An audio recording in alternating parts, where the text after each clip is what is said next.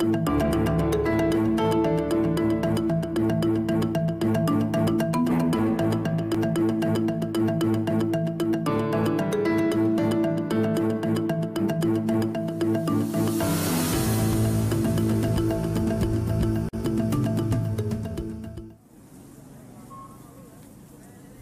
mahasiswa yang tergabung dalam Badan Eksekutif Mahasiswa se-Indonesia menggelar aksi unjuk rasa di depan Gedung Mahkamah Konstitusi, Jalan Medan Merdeka Barat, Gambir, Jakarta Pusat.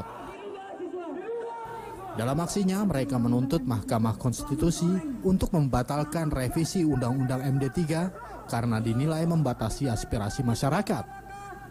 Dengan membawa berbagai poster dan spanduk, puluhan mahasiswa yang tergabung dalam BEM se-Indonesia ini meminta Mahkamah Konstitusi memenuhi tuntutan mereka, yakni penolakan terhadap pasal 73 ayat 3 dan 4 poin A dan C, kemudian pasal 122 poin A, kemudian ayat 245 ayat 1 Undang-Undang MD3, serta menolak implementasi pasal-pasalnya. Yang pertama adalah mendesak MK untuk segera membatalkan pasal 73 ayat 3 dan 4 poin A dan C, kemudian pasal 122 poin K, kemudian pasal 245 ayat 1 UU MD3. Dan tuntutan yang kedua adalah menolak implementasi pasal-pasal yang sudah saya sebutkan tadi di atas. Meski aksi berlangsung damai, namun petugas kepolisian Polres Metro Jakarta Pusat tetap melakukan pengawalan dan penjagaan. Muhammad Ridwan, JAK TV. Lagi-lagi kita naikkan dari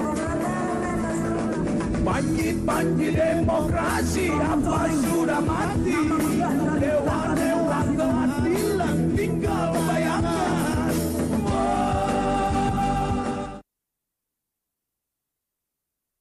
Pemirsa, selamat malam. Anda menyaksikan Saling Silang. Hingga malam hari ini Presiden Joko Widodo tidak atau belum menandatangani Undang-Undang MD3. Namun ditandatangan ataupun tidak oleh Presiden, undang-undang yang mengundang kontroversi tersebut akan tetap berlaku. Seperti apa kontroversinya, kami akan membahasnya lagi. Benarkah Undang-Undang MD3 yang merupakan kesepakatan antara pemerintah dan DPR tersebut akan mencederai rakyat yang kritis, akan mencederai demokrasi di Indonesia, dan yang lebih-lebih lagi akan membuat DPR menjadi semakin superpower. Kita akan membahasnya pada malam hari ini bersama dengan sejumlah narasumber.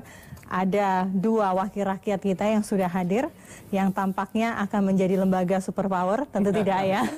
Silakan nanti membela diri. Ada Pak Jazilul Fawait, anggota DPR RI dari fraksi PKB. Selamat malam Pak. Malam. Yang juga anggota, Waalaikumsalam warahmatullahi wabarakatuh, yang juga anggota Komisi 3 Badan Legislatif. Enggak, Badan Legislasi tidak. Badan Legislasi tidak, gitu, anggota Komisi 3. Baik, lalu kemudian ada Mas Roy Suryo, anggota DPR RI dari fraksi Demokrat. Pak Roy, selamat malam. Selamat malam. Lalu kemudian Pak Refli Harun, pakar hukum tata negara. Mas Refli, selamat malam. Iya, malam. Iya, saya ingin komentar masing-masing. Ini kebetulan kami mengundang sama-sama fraksi yang tidak walk out ya, begitu ya. Ini fraksinya tidak walk out, tapi tidak ada yang walk out begitu. Ya. Hatinya juga tidak walk out pada saat itu. Pada saat DPR dan memutuskan untuk mengabulkan undang-undang yang dianggap kontroversial itu, hati Anda tidak berusaha walk out? Ya, sebenarnya kontroversial tadi itu tergantung pemahamannya. Ya, orang mengatakan ada beberapa pasal dalam Undang-Undang MD3, MPR, DPR, DPLD, dan DPD yang baru ini yang kontroversial. Misalnya di pasal 73, pasal 245 dan lain sebagainya, 245 dan sebagainya. Tapi sebenarnya tergantung pemahaman kita terhadap, karena tanpa revisi yang terakhir pun itu sudah ada. Gitu loh. Jadi itu mungkin justru masyarakat diuntungkan dengan revisi ini, karena tadinya orang tidak mencermati pasal-pasal itu, kemudian gara-gara ada ini itu ya, dan siap-siap untuk mengajukan tapi sebenarnya nggak review. apa-apa, karena justru kami ini kan wakil rakyat, rakyat yang membuat undang-undang untuk masyarakat. Jadi justru karena masyarakat sekarang lebih bisa mencermati Undang-Undang MD3, kami justru bersyukur. Sekarang monggo silakan, kalau memang ada yang tidak pas, nah kan ada banyak jalurnya, gitu. Termasuk uji materi kepada Mahkamah Konstitusi. Jadi menantang rakyat ini istilahnya. Justru nggak menantang, justru memberikan kesempatan seluas-luasnya kepada masyarakat untuk semakin memiliki haknya ya, melalui wakil-wakilnya. Karena toh semua undang-undang itu kan juga melalui persetujuan dari DPR dan juga pemerintah. Jadi kan lucunya begini, Mbak Fesi, di dalam pembahasan Undang-Undang MD3 itu kan selalu ada wakil dari pemerintah, ya. Dan dalam pengasahannya pun itu ada Menteri Hukum dan HAM, Pak Yasona Lawli ada di situ. He was there. Gitu loh. Dan, tapi ketika tiba-tiba sekarang kan kita menjadi lucu ini melihat loh, ini yang tadinya ada ikut serta bersama-sama menyusun, kok di dalam pemerintah sendiri yang tiba-tiba hadir tapi tidak bisa melakukan apa-apa karena memang DPR sudah sepakat begitu, yang vokal hanya dua fraksi saja. Kecuali kalau Pak Yasona itu dulu bukan orang DPR.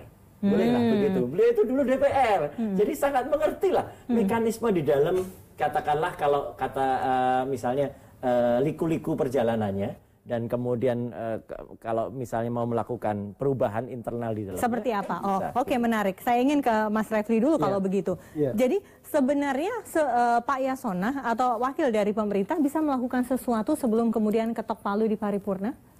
Karena ini kan kontroversinya, bisa ya. Karena ini kan kontroversinya, sepertinya pemerintah tidak bisa melakukan apa-apa dan sementara Presiden Jokowi juga enggan menandatangani. Jadi ada beberapa catatan ya kalau saya lihat ya, misalnya ini kan mumpung waktunya agak lama ya, jadi satu-satu kita urai.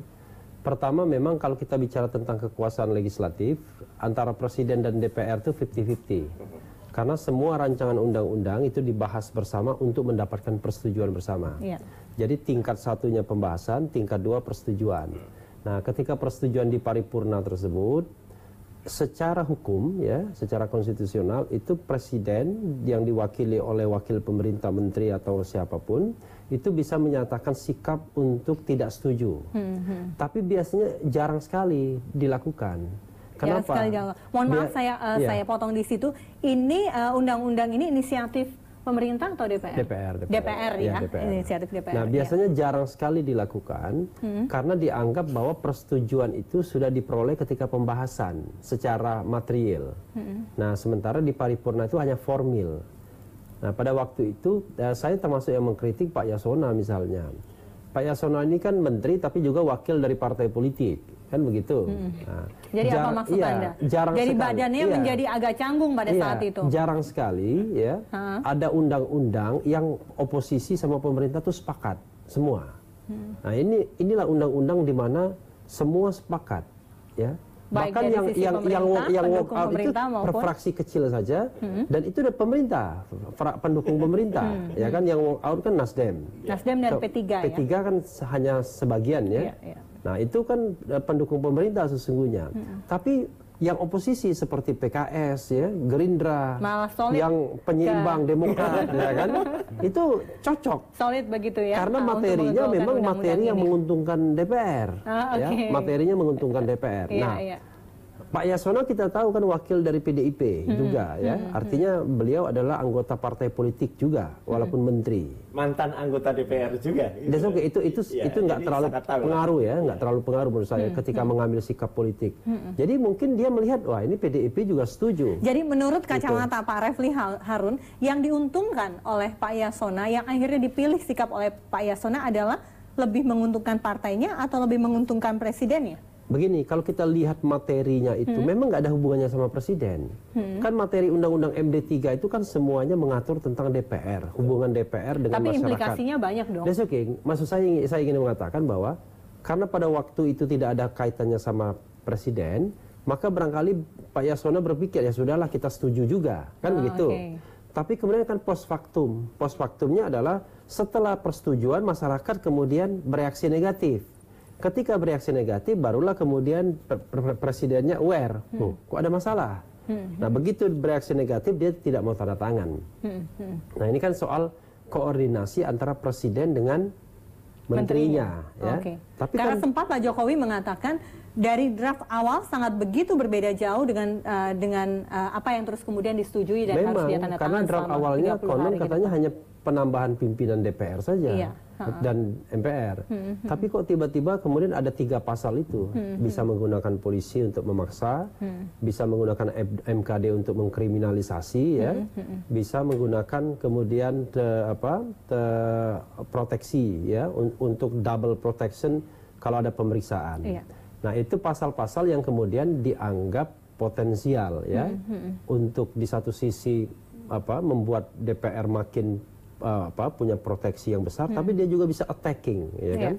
Ibarat football itu dengan dia, melaporkan seseorang kalau diduga mengandung contempt of court seperti itu ya. Contempt of parliament. Ya, mohon maaf, contempt of parliament seperti itu. Saya ke Pak Jazil, saya ingin tanggapan Anda Pak terkait hal ini. Jadi semua proses sudah dilakukan sesuai undang-undang, pembentukan tata cara pembentukan undang-undang, dan ini sudah pada posisi disetujui oleh pemerintah dan DPR, dan pada saat itu maka Presiden itu harus menandatangani untuk diundangkan dan didaftarkan pada lembaran negara. Nah ini menjadi masalah karena Pak Presiden juga tidak mau tanda tangan, padahal ini otomatis berlaku. Artinya kami menangkap juga bahwa Pak Presiden yang sudah membahas melalui Menkumham itu katakanlah tidak aware dengan tata cara pembentukan undang-undang. Tapi adalah hak Presiden untuk menandatangani Ya, ataupun sama. tidak, apalagi tidak ada Ini bukan soal implikasinya. hak dan siapa yang berhak, karena hak itu sudah dibagi berdasarkan tata cara yang ada. Ketika sudah diputuskan di rapat paripurna, ini sahkan menjadi undang-undang, maka undang-undang ini harus diundangkan. Untuk diundangkan maka harus ditandatangani oleh Presiden. Karena Presiden tidak mau tanda tangan, maka menurut aturan yang ada 30 hari otomatis Akan berlaku begitu undang-undang itu diundangkan. Nah, keberatan-keberatan yang muncul, kritik yang muncul itu DPR juga terus menerima kok. Kami juga tidak ada DPR yang mengusulkan mahasiswa yang demo kemudian ditangkap karena undang-undang ini, enggak. Belum kali. Tidak ada. Kalau sudah undang-undang ini berlaku, banyak bisa dijerat bermacam-macam oleh DPR. Kalau itu perspektifnya, itu kan perspektif negatif. Tetapi bisa Anda lihat juga selama ini kan, ketika katakanlah salah satu contoh ya, ketika DPR menerbitkan pansus KPK nggak mau datang. Alasan banyak, mau uji ke MK, begitu MK sudah memutuskan sudah telat. Tapi itu artinya ada juga kejadian di mana DPR itu ketika melaksanakan fungsinya ada lembaga yang memang tidak taat, tidak patuh. Tapi tidak apa-apa, tidak diapa-apakan oleh ya DPR. karena tidak ada undang-undangnya, tidak bisa memanggil. Tapi nantinya, kalau kemudian hal itu terjadi, kalau nantinya wajib setiap warga negara ataupun lembaga ketika dimintai keterangan oleh DPR, wajib hukumnya untuk datang. Nanti itu kita bahas secara konten ya. Saya ke Pak Refli lagi. Pak Refli, tadi ada sesuatu yang menarik soal belum ditandatangani hingga pada malam hari ini. Sebetulnya itu yang topik yang paling maju ya. Itu yang terjadi pada malam hari ini. Belum diundangkan, tapi mau tidak mau memang harus sudah berlaku karena batas waktunya hanya 30 hari. Itu seperti apa dari kacamata HTM? Iya, jadi pasal 20 ayat 5 konstitusi itu kan mengatakan kalau rancangan undang-undang yang sudah disetujui bersama itu tidak disahkan. Nah, wujud dari pengesahan itu signing, tanda tangan ya. Maka 30 hari setelah itu undang-undang itu sah menjadi undang-undang dan wajib diundangkan. Ingat, dengan nomor berarti ya? Ya, jadi ada dua di sini, pengesahan dan pengundangan. Nah, 30 hari sekarang ini sudah sah undang-undang itu. Tetapi karena dia belum diundangkan, maka dia belum mengikat masyarakat. Kan kita tahu hanya mengikat internal. Iya, kan kita tahu bahwa yang namanya undang-undang itu mengikat masyarakat kalau dia diundangkan. Nah, diundangkan itu dengan nomor. Nah, pengundangan ini wajib hukumnya. Jadi Presiden tidak boleh lagi mengelak memang. Jadi harus memerintahkan kepada Menteri Hukum dan HAM mengundangkan ini. Karena kalau tidak diundangkan, masyarakat tidak bisa melakukan judicial review. Paling tidak kan akan ditanya mana nomornya, ya. Nah, itu yang jadi kalau sampai pada malam hari ini juga pencerahan untuk masyarakat. Kalau sampai pada malam hari ini batas akhir 30 hari pasca itu diketok palu oleh paripurna di DPR itu sudah disahkan.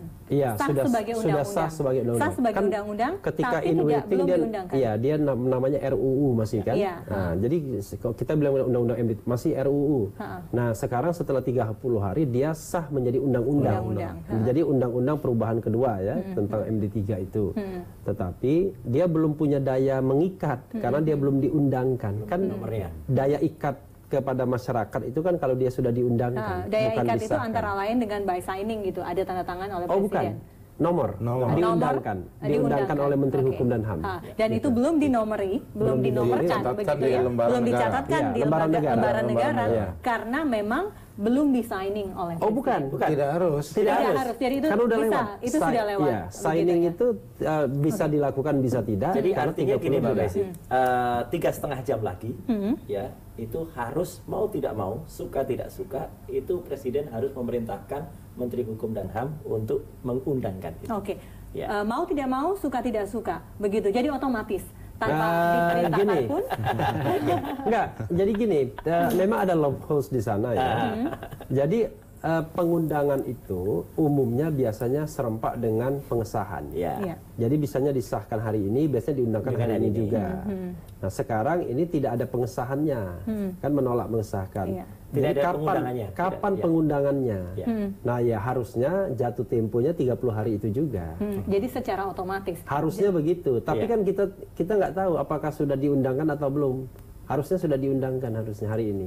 Harusnya sudah diundangkan. Harusnya sudah kalaupun tidak misalnya besok ya nggak apa-apa juga. Tetap saja dia berlaku. Oke, kalaupun tidak seandainya besok tetap sekarang kalau kita menduga kuat bahwa Presiden Jokowi tidak akan menandatangani, itu lain halnya ya. Lain halnya. Tapi kalau kemudian dia juga tidak menyuruh lakukan Menkumham untuk itu melanggar konstitusi itu. Melanggar konstitusi, melanggar kewajibannya. Melanggar kewajibannya itu. Itu urusannya. Ini bukan ancaman ya, bukan ancaman ya ini. Urusannya lain Sudah cara. siap-siap nanti.